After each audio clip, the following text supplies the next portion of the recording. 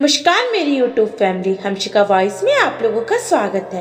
कहानी अच्छी लगे तो लाइक कमेंट शेयर कीजिएगा और चैनल पर नहीं हो तो चैनल को सब्सक्राइब कीजिएगा। आइए सुनते हैं फिर से एक नई कहानी। इतनी बड़ी तो कोई बात नहीं हुई पापा, जो आप मुझे गांव भेज दो। है ही क्या वहाँ, मिट्टी गंदगी और गवार लो। राघव, अब अगर तुमने जुबान से एक भी शब्द गांव और वहाँ रहने वालों के लिए निकाला तो अच्छा नहीं होगा।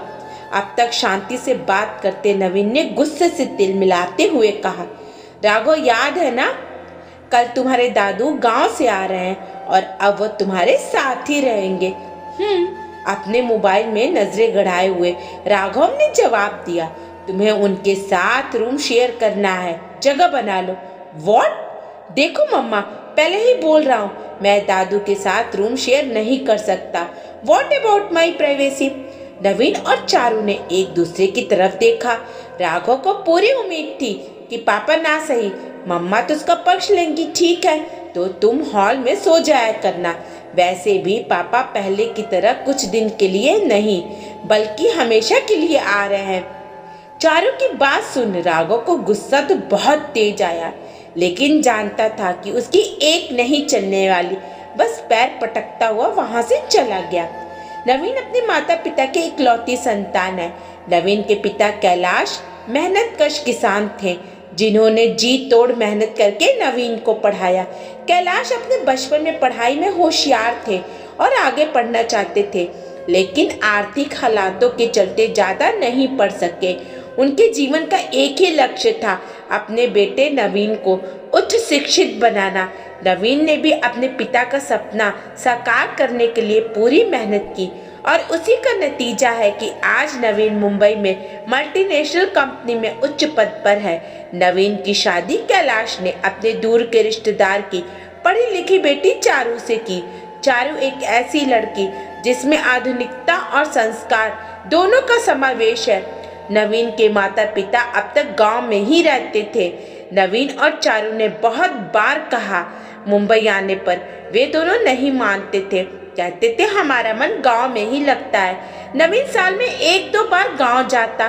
वे लोग भी मुंबई जाते तो थे पर ज्यादा समय नहीं रुकते थे। नवीन ने अपने माता पिता के लिए गांव में हर सुविधा का इंतजाम कर दिया था।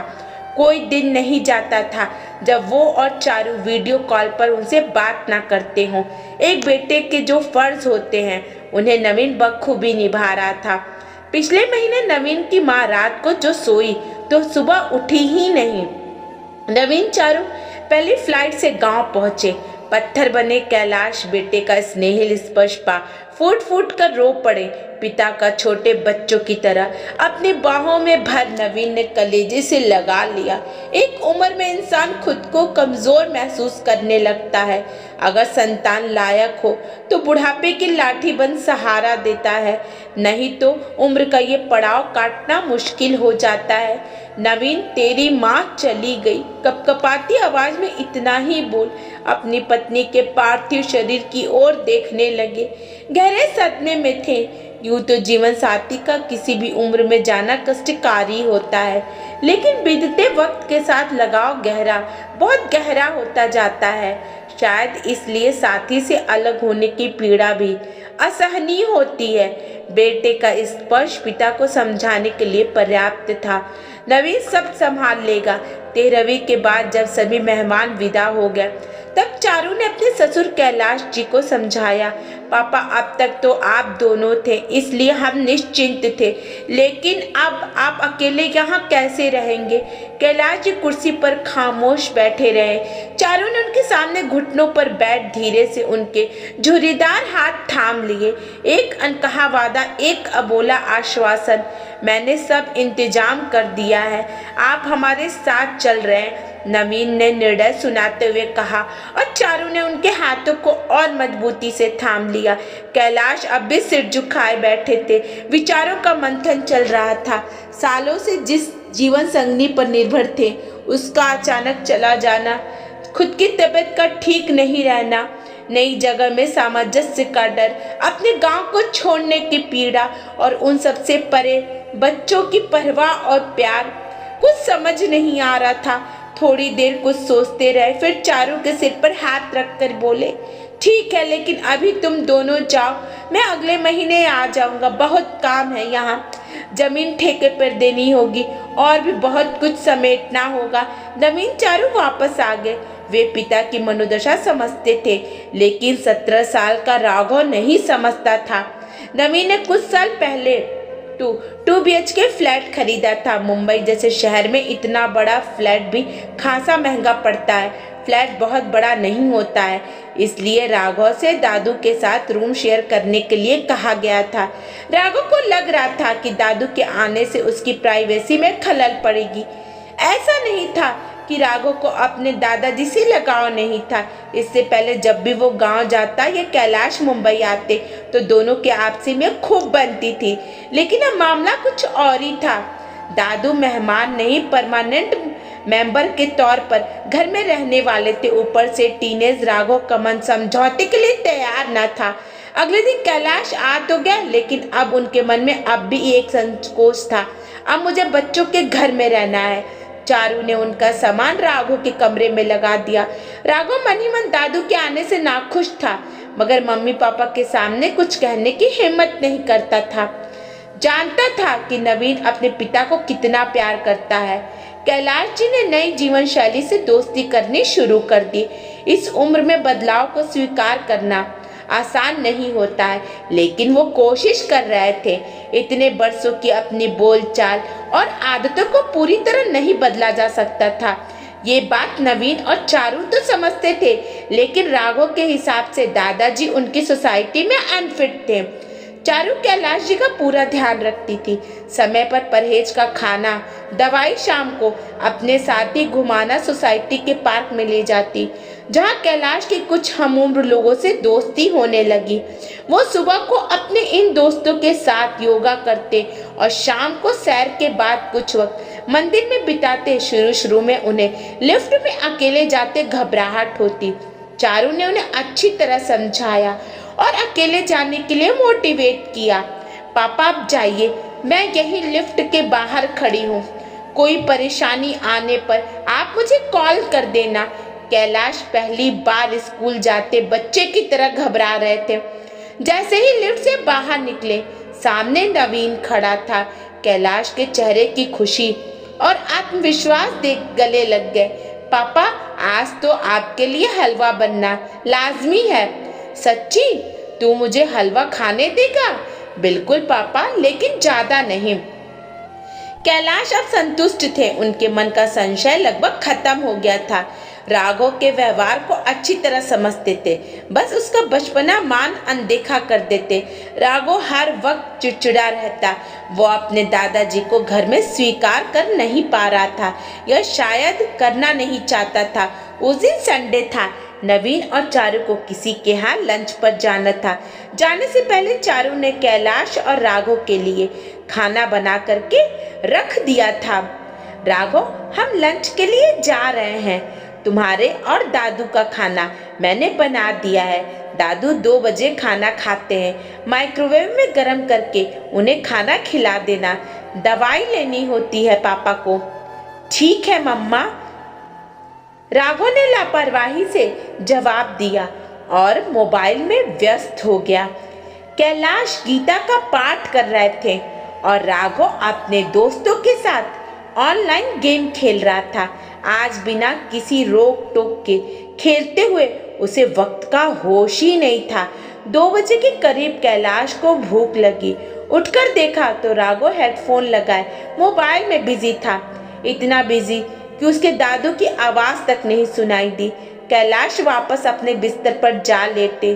भूख लग रही थी, साथ ही समय पर दवा भी लेनी थी। मन में आया कि खुद ही खाना लगा ले, लेकिन उन्होंने कभी माइक्रोवेव में खाना गर्म नहीं किया था, इसलिए हिचक रहे थे। 3:30 बज गए और राघव अब भी मोबाइल में लगा हुआ था। अब भूख बर्दाश्त से बाहर थी। कैलाश उठकर रसोई में गए। कांच के एक बाउल में दाल थी, दूसरे में गोभी मटर की सब्जी। सोचा सिर्फ दाल से रोटी खा लेता हूँ, गरम करने के लिए सोचा ही नहीं। कटोरी में दाल पलटने लगे। ना जाने कैसे कांच का बाउल नीचे गिर जोरदार आवाज के साथ टूट गया और सारी दाल जमीन पर गिर गई। राघव दौड़कर रसोई में आया और वहां का हाल देख गुस्से से चिल्लाने लगा, ये क्या कर दिया? कुछ करना नहीं आता है क्या आपको? जब से आए हो जीना मुश्किल कर रखा है, ना कोई प्राइवेसी छोड़ी है ना सुख चैन। गवार कहेंगे। कैलाश अपराधी से खड़े थे। दाल गिरने से वो घबरा गए थे, ऊपर से राघव का चिल्लाना। निरही पशु की तरह खामोश खड़े गिरी हुई दाल को देखते हुए मन ही मन खुद को कोस रहे थे।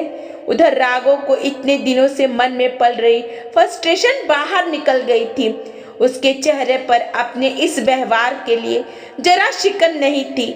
जैसे ही पीछे पलटा, सामने नवीन और चारू को खड़ा पाया। एक पल को घबरा गया। चारू राघव को धकेल रसोई में घुसी। पापा आपको लगी तो नहीं? आइए आप अंदर बैठिए, मैं आपका खाना लाती हूँ। वो बेटा चारू, सॉरी। दाल तो मुझसे। घबराए और अपमानित कैलाश ठीक से अपनी बात कह भी नहीं पा रहे थे। कुछ बात नहीं पापा, सब्जी रखी है, मैं उसे गर्म करके आपके लिए खाने को लाती हूँ। चारू ने खाना लगाकर पहले कैलाश को खाना दिया, उसके बाद रसोई समेटी। नवीन बिल्कुल खामोश था और चारू ने भी राघव को कुछ नहीं कहा, इसलिए राघव को लग रहा था कि बात खत्म हो चुकी है। घर में अजीब सी खामोशी पसरी हुई थी। हर किसी के मन में अलग अलग विचार चल रहे थे। रात को डाइनिंग टेबल पर जब सब इकट्ठे हुए, कैलाश बुझे हुए आहत थे। नवीन भाव शून्य दिख रहे थे और चारू कैलाश को नॉर्मल फील करवाने की पूरी कोशिश कर रही थी। वहीं राघव के हिसाब से कुछ हुआ ही नहीं था। कुछ देर बाद नवीन बोला, राघव तुम कल गांव जा रहे हो, तुम्हारे स्कूल 1 महीने बाद खुलेंगे, तब तक तुम गांव में रहोगे और खेत में काम करोगे। मेरी ठेकेदार से बात हो गई है, वो तुम्हें खेत में काम करने के लिए 1 महीने के पैसे भी देगा। गांव? क्यों? अब वहाँ क्या है? दादू भी यहाँ आ गए हैं। तुम गांव जा रहे हो क्योंकि जो इंसान मेरे पिता का सम्मान नहीं कर सकता, उसके लिए मेरे घर में कोई जगह नहीं है। अब तुम मेरे घर में नहीं रह सकते। तुमने पापा को सही टाइम पर खाना नहीं दिया और ऊपर से उनसे दाल गिरने पर शोर मचा रहे थे, मानो उन्होंने कितनी बड़ी गलती कर दी। इतनी बड़ी तो कोई बात भी नहीं हुई पापा, जो आप मुझे गांव भेज दो। है ही क्या वहाँ? मिट्टी, गंदगी और गवार लो। राघव, अब अगर तुमने जुबान से एक भी शब्द गांव और वहां के रहने वाले लोगों की निकल लिया तो अच्छा नहीं होगा। अब तक शांति से बात करते हुए नवीन ने गुस्से से तिल मिलाते हुए कहा, जिस आदमी को आज तुमने अपमानित किया है वो मेरे पिता हैं, जिन्हें तुम गवार बता रहे हो। उन्हीं की बदौलत आज यहाँ डाइनिंग टेबल पर बैठी एसी की ठंडक में पेट भर खाना खा पा रहे हो। तुम्हारे महंगे स्कूल की फीस जा रही है, तुम्हारे शौक पूरे हो रहे हैं।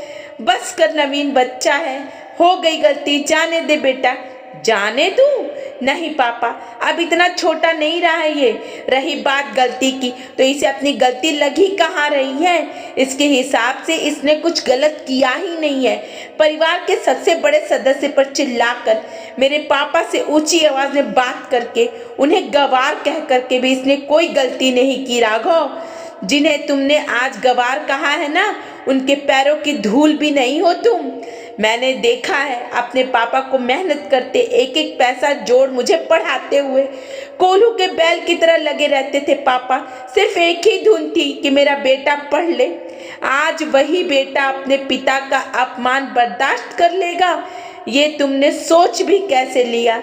चारू बिल्कुल खामोश बैठी थी।